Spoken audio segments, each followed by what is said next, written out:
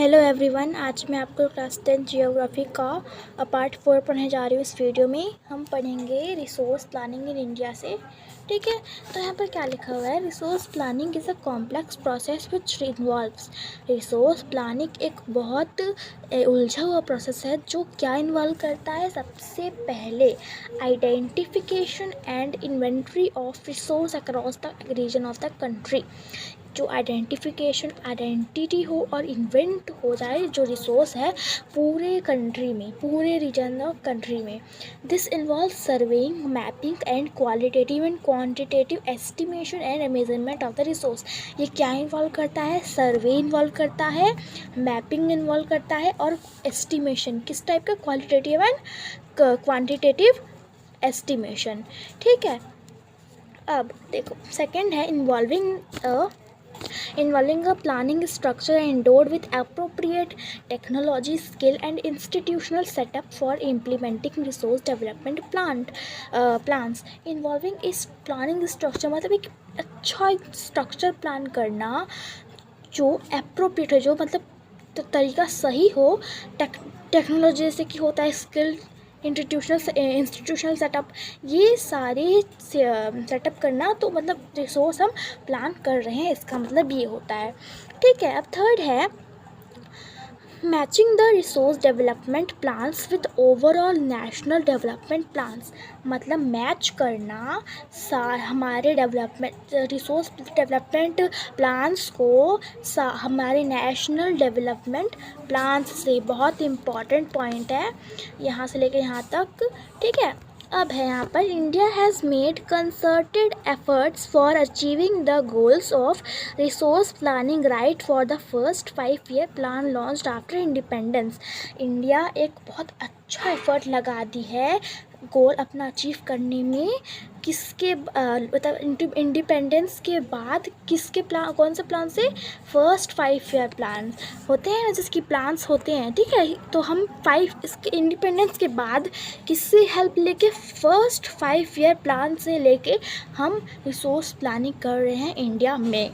ठीक है, अब है the availability of resource is a necessary condition for the development of any region, but mere availability of resource in the absence of corresponding changes in technology and institution may hinder development। और जो resource का availability है, जो available है हमारा resource, वो किस लिए नेसेसरी कंडीशन है? ताकि हमारा रीजन डेवलप हो, और वो जो अवेलेबल है हमारा रिसोर्स वो मतलब ख़त्म ना हो जाए जल्दी से, इस टाइप से है। ठीक है, अब है यहाँ पर there are many regions in our country that are rich in resource but these are included in economically backward regions. हमारे इंडिया में बहुत सारी रीजन्स हैं जो कि रिसोर्स में रिच हैं, लेकिन वो लेकिन वो कौन से हैं? वो इकोनॉमिकली बैकवर्ड, मतलब जैसे कि SCs एंड STs, ये सब रिसोर्स ना इनके पास रिच है, लेकिन ये क्या है? Backward section of the society है। ठीक है, अब है on the contrary there are some regions which have a poor resource base but they are economically developed. हमारे इंडिया में कुछ रीजन्स है जिसके पास पुअर रिसोर्स, मतलब जिसके पास मतलब पुअर रिसोर्स है लेकिन वो इकोनॉमिकली डेवलप्ड है। ठीक है, अब लिखा है the history of colonization reveals that rich resources in colonies were the main attraction for the foreign invaders। देखो जो हिस्ट्री हमारी colonization की, वो क्या रिवील करती है? हमारा जो रिसोर्स रिच रहता है कॉलोनीज़ में, वो उसका मेन अट्रैक्शन क्या है? फॉरेन इन्वेडर्स है। समझ में आया?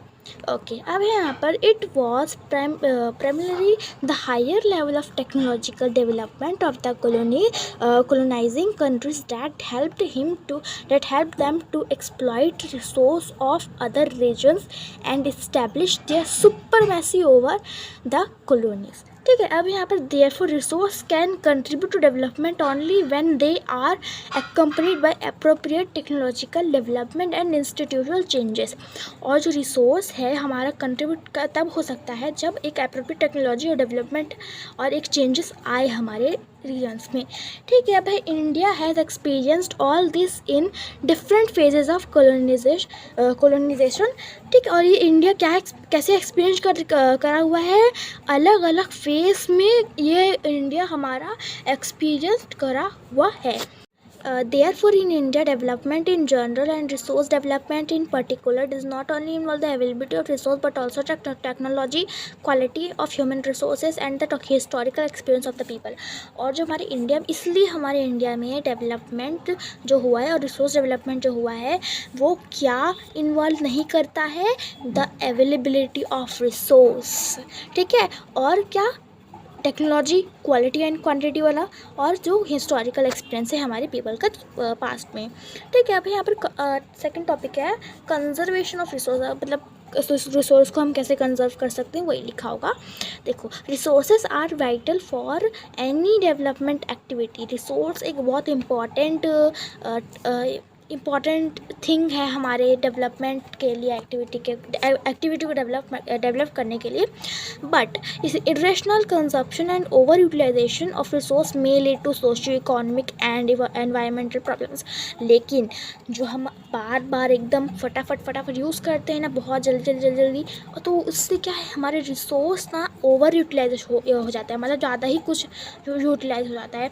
और ये क्या लीड कर सकता है, क्या लीड कर सकता है, सोशो एंड इकोनॉमिक प्रॉब्लम्स, मतलब सोशल से जो इकोनॉमिक प्रॉब्लम्स हो सकते हैं, इकोनॉमिकली कुछ प्रॉब्लम हो सकते हैं, या फिर एनवायरमेंटली प्रॉब्लम्स हो सकते हैं।